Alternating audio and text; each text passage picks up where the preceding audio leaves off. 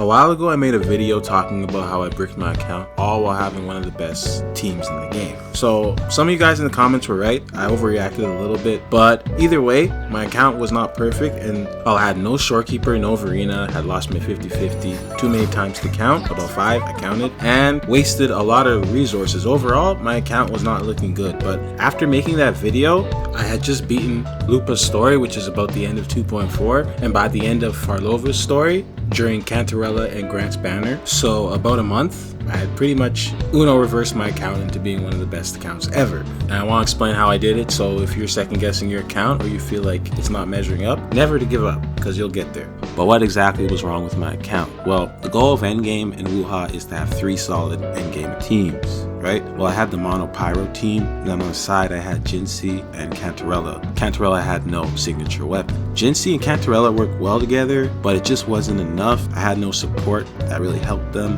and my third team was just Havoc, Rover, and whatever random characters I could scrap together. And it just wasn't really working out. At the time, I had gotten every single astrite in my game, and there were no events or new content in sight. But then 2.4 dropped, 2.5 dropped, and we're here. So what exactly did I do to fix my account?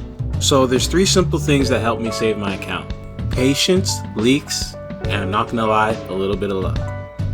This is an RNG based gacha game after all. So first off, patience. I've realized through you guys, the comment section, and some common sense, you can never really brick your account. It's all just a matter of time. If you are making the right choices, you'll eventually get to wherever you're trying to go. It's just your luck determines how long it takes to get there, but I'm getting ahead of myself. I thought it was over for me because I had gotten most of the gems out of my game and it just wasn't looking good. But little did I realize that Wuha is constantly adding new regions and lots of astrite to be collected each new patch, especially if it's not a filler patch. So there's always lots of opportunity to gain a ton of astrite because they're really generous in this game. Also, you never know what type of events will be coming in the future. They released some single time choice banners, so I could use standard banners pulls to select a standard banner character of my choice to 100% guarantee, which is how I got Verena. And if I had restarted the game, I wouldn't have, let's just say I just didn't have to restart the game just to get a Verena. And you never know what the future holds, so don't count yourself out just yet. Also, by leaks, I don't necessarily mean just leaks because those can be unreliable. I just mean keeping an eye on what's going on in general with the game. So figuring out what banners are coming next or how characters' kits work before they come out will be great so you can plan your pulls beforehand. Like previously, I rolled for Cantarella because I really liked her story and other reasons. I just like Havoc characters. But after doing my research, I learned Farlova was perfect for Cantarella, who really didn't have much of a team besides helping Jinsei out every now and then. So after rolling Farlova, I made the perfect second Havoc team for myself. But if I had not been doing the information research, I might have skipped her. Let's be honest, I was never going to skip Farlova, but I'm just saying. It helps to know what's going on in the game beforehand so you can plan your pulls, because unlike other games, a lot of this revolves around time and money, so you're definitely going to want to know what's going on. Not to mention there's some tech you can learn online if you aren't using the strongest limited 5-star characters. You might be able to learn some tech with the current characters you're using. Trust me, if you think you know how you're using your character, I'm sure you're probably using them wrong. So somebody can probably teach you some extra tech that you didn't know. For example, I didn't know how well the Fedora hat guy goes with Jinsei, and you basically don't even need to level this guy up for him to help Jinsei's rotation. So that's something I just wouldn't have known if I didn't Google it at the time, because I needed help because my characters were so spread thin at the time. And I'm not gonna lie, you're gonna need a little luck, so depending on how good your luck is will depend on how much resources you're wasting.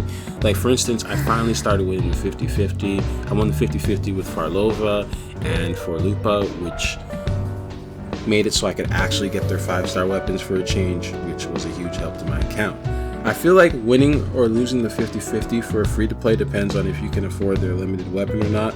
So I would always focus on DPSs and making sure they have their limited weapons. You can kind of get away with supports not having them, but that's just my advice. Also, it helps that my rolls weren't that bad either. A lot of times you can't decide how many resources you're going to have to waste on trying to upgrade artifacts. I want to make a whole other video about building characters, but for now I'll just say focusing on talents and levels first is always a good idea, because weekly bosses can only drop resources oh so much every week, and it's guaranteed increase on your character when you raise their talents rather than wasting all of your resources on the RNG, that is echo farming. So that's how I went from not really knowing what I was doing to having a super OP account in less than a month. And I'm just gonna do a little account showcase to show you guys where I'm coming from. Also, if you guys have any advice where to go from here or any questions, then yeah, just leave them in the comments. Peace. So here's Brant. I'm still working on him. He's part of the Mono Pyro team, which is like my favorite team, the best team in the game. I'll always advertise this team. If you're not playing Mono Pyro, I don't know what you're doing.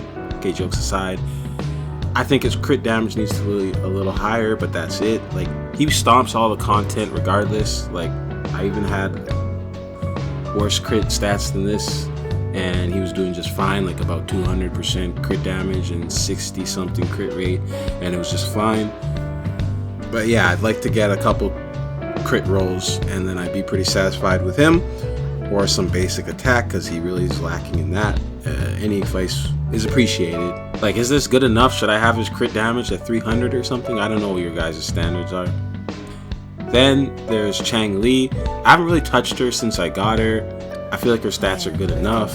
I don't know, maybe I'm missing something. I think I still need to like 100% all of her talents. Most people don't completely 100% their talents, but I like to. It just makes me feel weird when they're not. And yeah, Chang Li's Chang Li. She's been the same for a long time now. Maybe she could be better. I don't know. I feel like she's pretty perfect. Then there's Lupa. I got no complaints with my current Lupa. Maybe it could use more energy regen or something, but I like the crit stats. That's all I really care about, me personally. But let me know if she could be better. So that's the Pyro team. They've always been good. But this is where my account has been lacking and where the month got dedicated to making it better. My Cantarella was always mid until I got this weapon, but before that, it was pretty rough. I had to do a whole different echo system. I had to do the 4-4-1-1-1 or whatever. If you see anybody doing this with artifacts, it's basically a way to get more crit rate and damage. I was using 2 4-pieces for my build, and it was okay, but she just needed a little more push, and so I'm glad I got her weapon finally towards the end of the rerun banner. Still could probably be a little better, but I kind of was too lazy to farm. Like, I want her crit rate to be a little higher, like in 70, but that's about it. Let me know where she needs work. Farlova, I got crit rate, crit damage on all of her echoes, and I feel like her crit damage should be a little higher. It kind of pisses me off. It's like right under 270. I wish it was like 300, but I don't know. She's pretty good. She has like a passive buff that raises her crit, and when it does, it's basically 100% crit rate. So yeah, I have no complaints. She just destroys the content currently. So I don't really need extra crit damage, but I like it. And yeah. What do you guys think? Should I be farming more echoes for Farlova? And then for a third person, I'm usually switching between Donjin and Havoc Rover because they use the same exact echoes. And I'm not gonna lie, I have skill issue with Donjin compared to Rover. Rover is just like easy mode compared to Donjin, but I usually use Donjin for flex. And yeah, I'm working on it.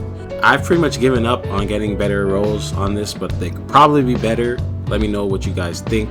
Yeah, Jinxie, I have 2 builds for it. In a funny way, I have 100% crit rate, but my crit damage kind of suffers when I use it. Then I have the build I'm using right now, which is just under. I think she needs a little more crit damage, but she gets the job done, especially when you pair her with good teammates. But for a while, before I had a certain character on our team, I was struggling with content with Jinxie, even though her stats were pretty decent, which was making me mad. But yeah, I feel like I could roll higher stats, higher crit damage on one of my pieces, but that's pretty much it. I'm kind of too lazy to go there, so this is my Jinxie. Let me know if she could use work. Then I have Verena, who took my Jinxie to the next level. I've barely worked on Verena. She still needs to upgrade her talents, but I got the energy to a decent rate, and that's pretty much all I really cared about with her. I was using her for a while, not even fully leveled, and she just already I was seeing crazy results with Jinxie, so I'm finally happy I got this character through a special 100% rate banner. It was awesome. And here's another issue. I don't really have a third teammate. I use Mortefi, but I feel like I could do better. But Mortefi and sometimes Fedora Hat Dude are the only third teammate here. And I've been kind of looking for a new teammate for Jinxie, though she doesn't really need one because this team is good enough for the content. It just doesn't feel right. So I don't know. What do you guys think? Would you get a whole new third teammate, or would you stick with Mortefi? He's always been pretty solid, but he's not 5-star, and I don't know. I like to flex 5 stars. I was thinking of getting Zhizha, but I don't really like her that much. So I don't know. What would you guys do? Would you save your primos for some cool new character, or would you focus on getting Jinxie, an unnecessary third teammate? I don't know. I'm torn. And that's my account. I'm kind of proud of the fact I didn't need Shorekeeper, even though I thought I did, and I somehow managed without her. What do you guys think? OP account, or have you seen better? Anyway, that's all I really got. Peace. It is what it is. Anyway, if you watched this long, I appreciate it, and there's going to be more content recently. I'll explain why I haven't been making much content lately, but thanks for watching, and I have a whole bunch of edited content I need to edit, and so it's going to be kind of like a blast from the past with my recent uploads coming soon. But yeah, appreciate you guys for watching this far.